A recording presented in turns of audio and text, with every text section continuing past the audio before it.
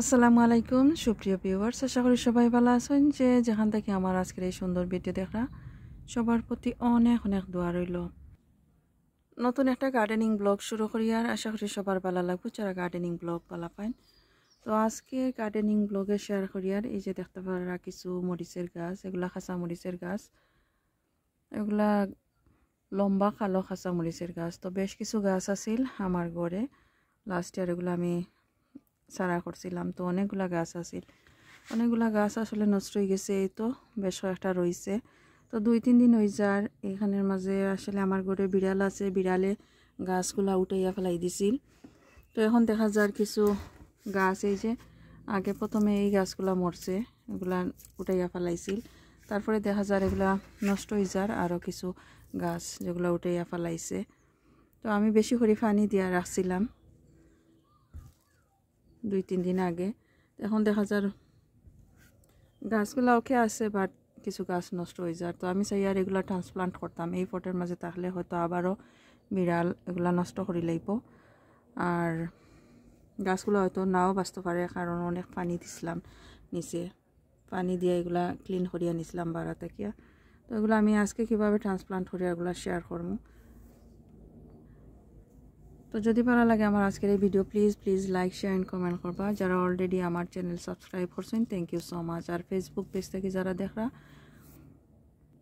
Follow দিতে ভুলবা না। তো আজকে আমি এই যে দেখতে পারা উইক্সের মাল্টিপারপাস কম্পোস্ট, এই মাটি আমি ইউজ করবো, এগুলো আছে তো এগুলো ইউজ করবো। এই যে 2টা ফটের মাঝে কিছু কম্পোস্ট আমি নিছি। এখন 2টা ফটের মাঝে এই গাছগুলো আমি লাগাই নিমু, যে গাছগুলো এখনো ভালো আছে। যদি বাঁচে তাহলে মে মাসে আমি এগুলো সেপারেট করিয়া গার্ডেনের মাঝে দিয়া দিমু। যেহেতু এখন ঘরের ভিতরে রাখবো তো চিন্তা করিয়ার এগুলা আলাদা আলাদা দিয়ার না, 2টা ফটের মাঝে আমি রাখবো। তো এগুলো আস্তে আস্তে করে আমি উঠাইয়া নেই। বিসমিল্লাহ করে আমি উঠাইয়া নিই। আর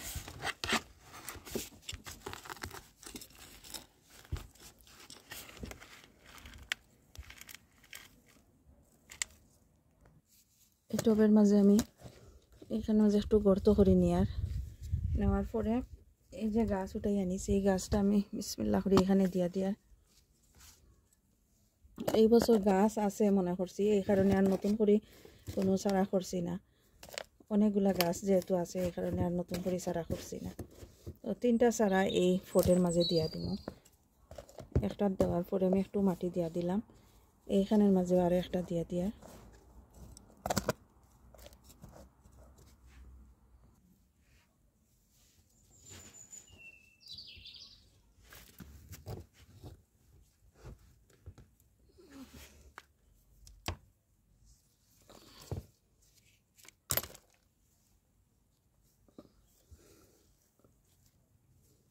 এখানে দিলাম। এখন উপর থেকে বেশ কিছু কম্পোস্ট আমি দিয়া, শুধু কম্পোস্ট আর কোনো কিছু দিয়ার না।